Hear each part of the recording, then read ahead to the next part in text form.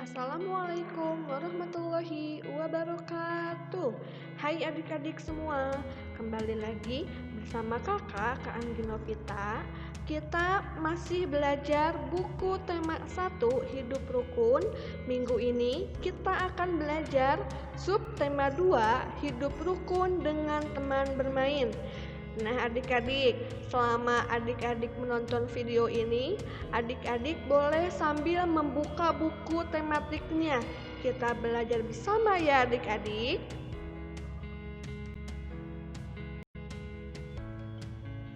Nah adik-adik, di sini Kak Anggi mempunyai gambar. Ada Edo, Udin, dan teman-temannya sedang bermain. Ada yang bermain layangan, ada yang bermain sepak bola, ada yang bermain kelereng, ada yang bermain ayunan, dan ada yang bermain tapak gunung. Nah, di gambar ini mencerminkan bahwa mereka hidup rukun dengan teman bermain. Nah, adik-adik, pasti adik-adik semua pernah bermain seperti pada gambar ya. Pernah bermain tapak gunung, pernah bermain layangan, dan pernah bermain ayunan.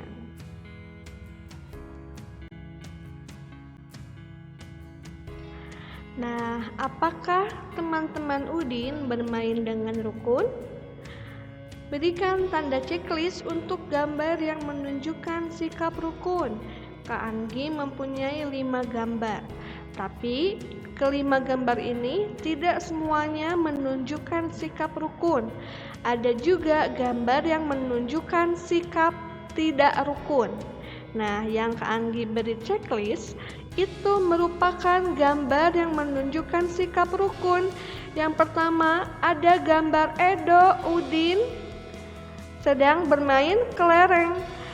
Yang gambar kedua ada Lani dan Siti sedang bermain ayunan. Nah, ketiga gambar lainnya merupakan gambar yang menunjukkan sikap tidak rukun. Yang pertama, gambar sikap tidak rukun, ada yang sedang bermain sepak bola, tapi ada juga yang berantem. Ada gambar yang sedang berebut ayunan, dan ada gambar yang ketika temannya jatuh tapi malah ditertawakan. Nah, itu merupakan gambar yang menunjukkan sikap tidak rukun. Di sini ada percakapan Udin dan Edo. Udin, "Do, ayo kita bermain kelereng di lapangan." Edo, "Ayo Din, kita ajak teman yang lain." Udin, "Boleh saja Do, semakin banyak teman akan lebih menyenangkan."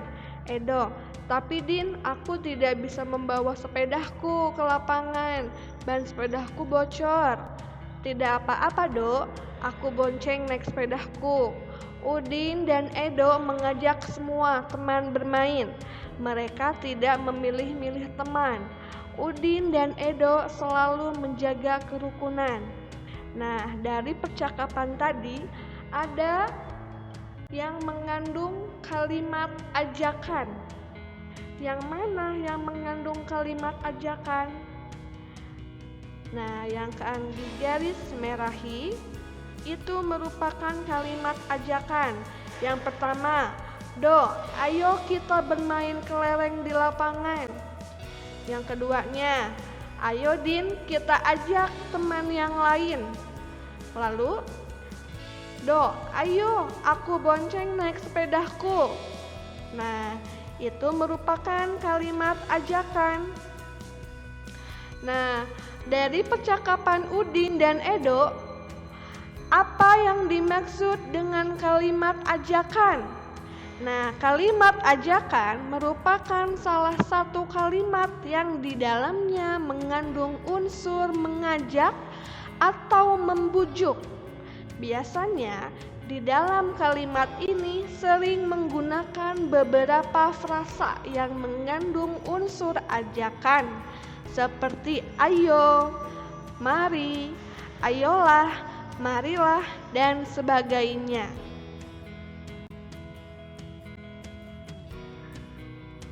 Udin dan Edo membawa kelereng. Kelereng Udin ada 115, kelereng Edo ada 124. Perhatikan banyak kelereng itu bila digambarkan dengan kubus satuan. Nah, Kak Anggi sudah mempunyai gambar kubus kelereng Udin dan Edo. Kalau kita bandingkan antara kelereng Udin dan kelereng Edo, kelereng manakah yang lebih banyak? Nah, perhatikan puluhannya. 10 kurang dari 20. Kubus yang lebih banyak adalah kubus 124. Jadi, kelereng Udin lebih sedikit dari kelereng Edo. Ya.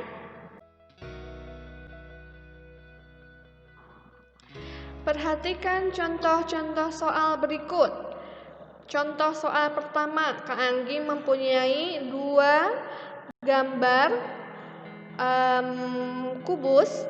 Gambar yang pertama ada kubus ratusannya 2, kubus puluhannya 3, kubus satuannya 2. Gambar yang B, kubus ratusannya ada 1, kubus puluhannya ada 4, kubus satuannya ada 6.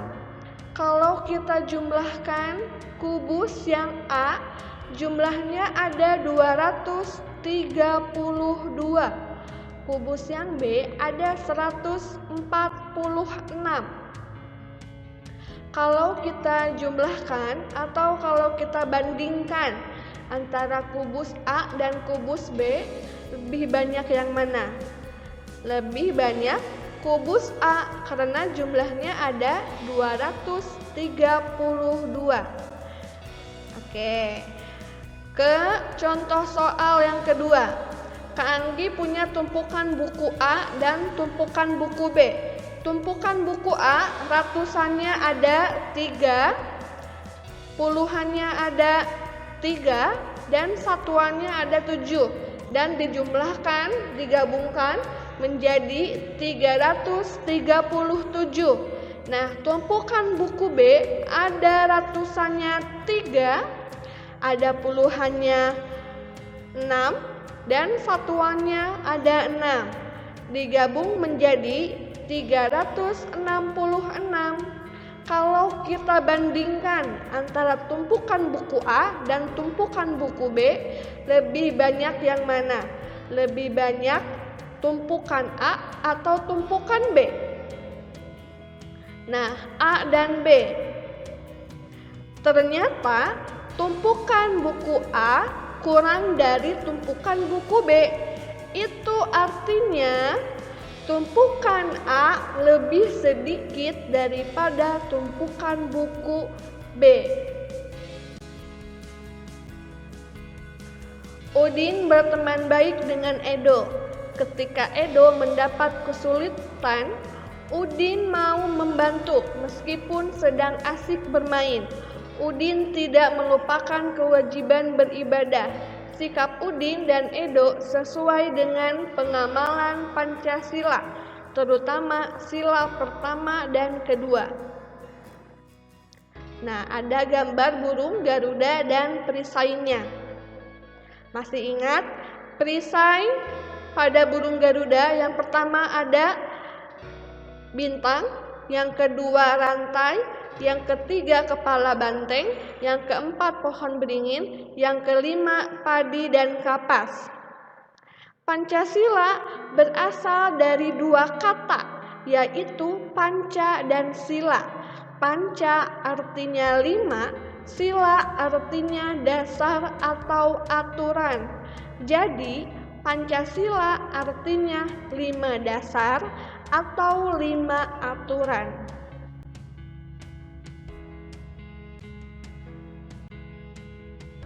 Nah, kita kembali mengulangi atau mengingat bunyi-bunyi sila pada Pancasila. Yang pertama, gambarnya, simbolnya ada bintang, bunyinya ketuhanan yang Maha Esa. Yang kedua, simbolnya rantai, bunyinya kemanusiaan yang adil dan beradab. Yang ketiga, simbolnya pohon beringin, bunyinya Persatuan Indonesia. Yang keempat, simbolnya kepala banteng, bunyinya kerakyatan yang dipimpin oleh hikmat kebijaksanaan dalam permusyawaratan perwakilan. Yang kelima, simbolnya padi dan kapas, bunyinya keadilan sosial bagi seluruh rakyat Indonesia.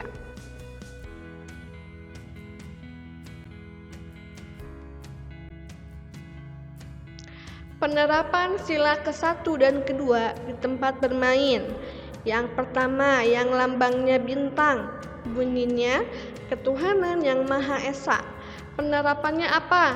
Yang pertama, tidak lupa waktu beribadah ketika bermain. Yang kedua, penerapannya memberikan kesempatan pada teman yang ingin beribadah.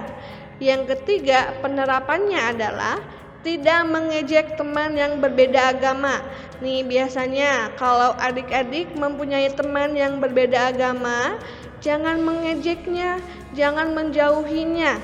Ya, bertemanlah dengan siapa saja walaupun berbeda agama.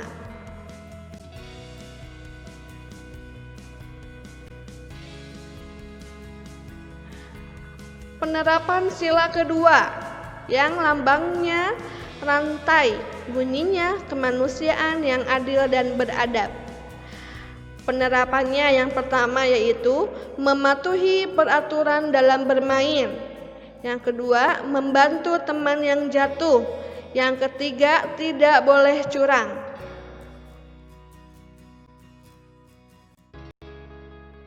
Cara untuk menentukan suatu bilangan lebih banyak atau kurang dari dengan membandingkan nilai angka pada tempat ratusan, puluhan, dan satuan. Nah, membandingkan bilangan. Bilangan dapat dibandingkan dengan kata kurang dari, lebih dari, dan sama dengan.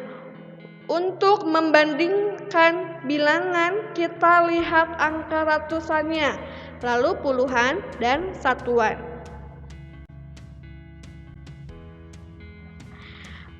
Perbandingan kedua bilangan dapat ditulis dalam bentuk simbol. Nah, simbolnya ada 3. Yang pertama, simbol menunjukkan bilangan kurang dari. Simbol yang kedua menunjukkan bilangan lebih dari. Simbol yang ketiga menunjukkan bilangan sama dengan. Nih ya, awas ketukar ya.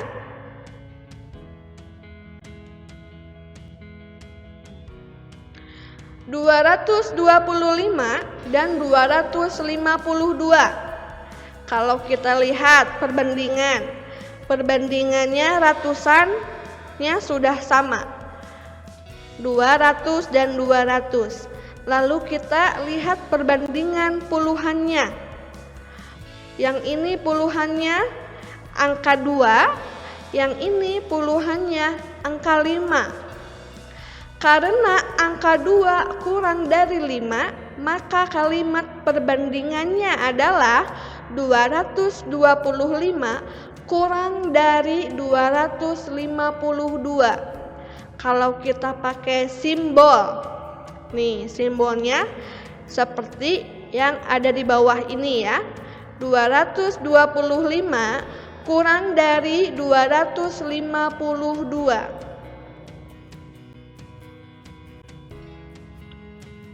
Perbandingan dua bilangan berikut dengan memperhatikan angka penyusunnya. Yang pertama, 349 dan 394. Di sini tulis 340 dan 9. 300 ini merupakan ratusan, 40 ini merupakan puluhan, dan 9 merupakan satuan. Ya. Kalau kita bandingkan antara 349 dan 394, angka manakah yang lebih besar? Betul, yang lebih besar adalah 394. Jadi kesimpulannya adalah bilangan 349 kurang dari 394.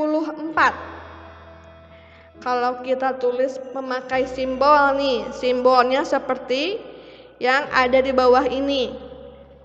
Ya adik-adik.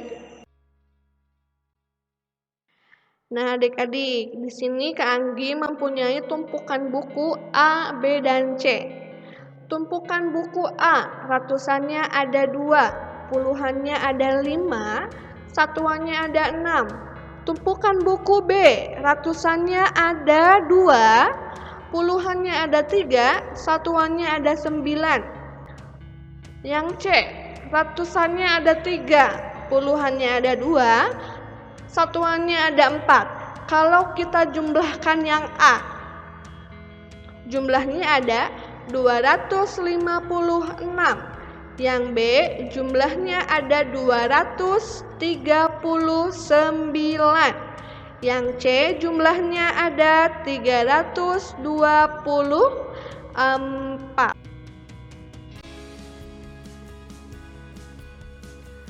Mengurutkan bilangan dari yang terkecil sampai terbesar.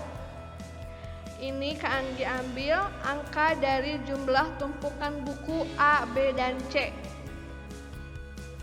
Kalau kita urutkan dari yang terkecil sampai ke terbesar, yang manakah yang pertama?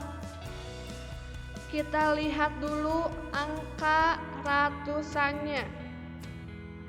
Ratusan yang A ada 2, yang B 2, yang C 3. Berarti manakah yang terkecil antara A dan B? A dan B kita lihat lagi puluhannya. Yang A puluhannya 5, yang C puluhannya ada 3.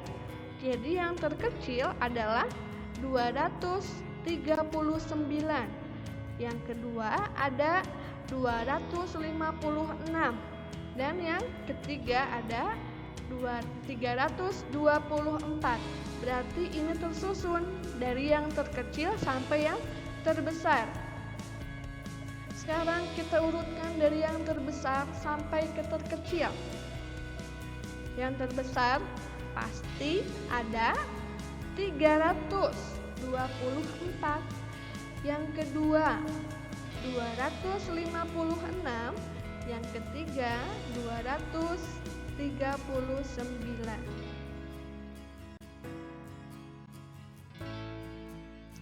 Nah, apakah kalian masih ingat dengan lambang Pancasila di bawah ini? Pohon beringin. Bunyinya apa ya? Bunyinya Persatuan Indonesia.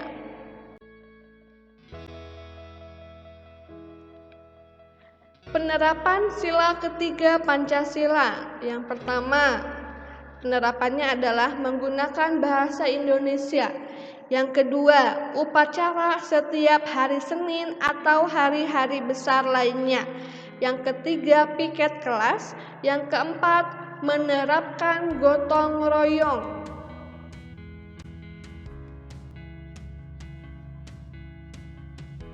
Nah, ini adalah lambang sila keempat. Bunyinya, kerakyatan yang dipimpin oleh hikmat kebijaksanaan dalam permusyawaratan perwakilan. Ini lambang sila kelima. Bunyinya adalah keadilan sosial bagi seluruh rakyat Indonesia. Penerapan sila keempat dan kelima Pancasila. Sila keempat, penerapannya apa? Yang pertama, bermusyawarah atau berdiskusi. Yang kedua, menghargai pendapat orang lain. Yang ketiga, berani bertanya dan menyampaikan pendapat. Penerapan sila kelima Pancasila. Yang pertama, tidak memilih-milih teman. Yang kedua, adil terhadap semua orang. Yang ketiga, tidak melanggar hak orang lain.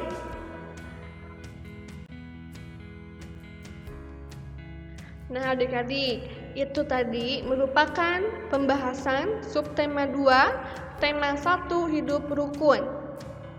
Oke adik-adik, ini merupakan tugas tematik subtema 2. Nanti adik-adik boleh kerjakan di rumah, dibantu sama orang tuanya. Ya.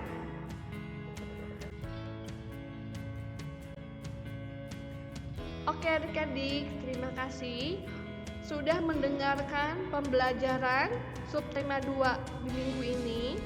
Mohon maaf jika ada penyampaian dan kata-kata yang kurang berkenan. Terima kasih, selamat mengerjakan.